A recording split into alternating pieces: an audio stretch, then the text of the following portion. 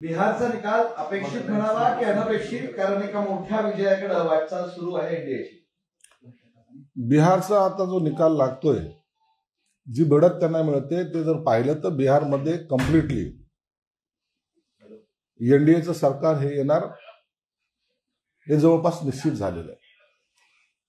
बिहारची जनता जी 15-20 वर्षापूर्वी विकास काय असतो हा त्यांच्या मने ध्यानी सुद्धा नव्हता, परंतु नितीश कुमार सारखं नेतृत्व किंवा मोदी साहेबांसारखं नेतृत्व जेव्हा त्या ठिकाणी प्रस्थापित झालं, त्या ठिकाणी आलं आणि त्यांनी ज्या गतीने तो विकास केला, बिहारमध्ये कधीतरी इंडस्ट्रीज जाईल असं कधी स्वप्नातही वाटलं नव्हतं, परंतु बिहारमध्ये ते झालं. आता तिथलचा क्राईम रेट तुम्ही कमी झालेलं पाहताय, तुम्ही दारूबद्दलचे असलेलं धोरण सरकारचं बदललेलं पाहताय, आणि मग जो बिहारी ज्याला गाव सोडून इतरत्र जावा लागायचा, आज तो त्या बिहारमध्ये थांबतोय, आणि हेच मला वाटतं त्यांच्या यशाचा गमक असावं.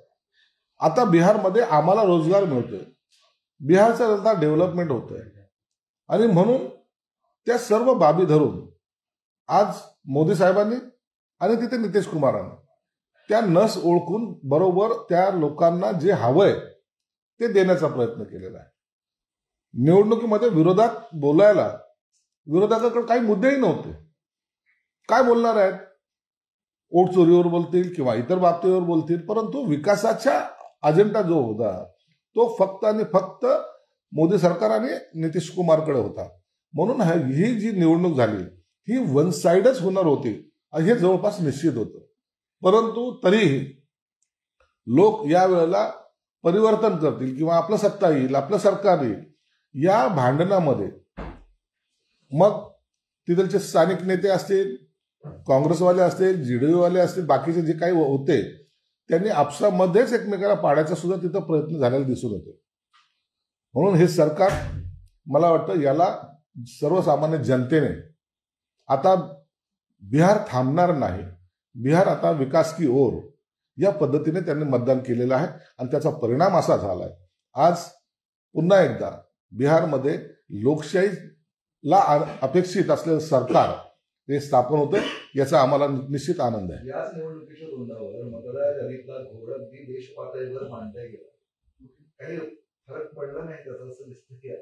नाही, तर घोळ असणं हा भाग वेगळा. त्या घोळमध्ये जे काही निवडणूक आयोगाला जे कळायचं, तुम्ही दरवेळेला पाहता की अनेक मतदार वगळले जातात, मृत लोकांचे नावं येणे, दुबार नावं येणे, हे हा जो प्रकार आहे हा काही ठराविक ठिकाणी निश्चित काही ठिकाणी आढळून पण आला होता, आणि त्याच्यावरती कारवाई सुद्धा झालेली. म्हणून तो मुद्दा आता बाजूला पडलेला आहे.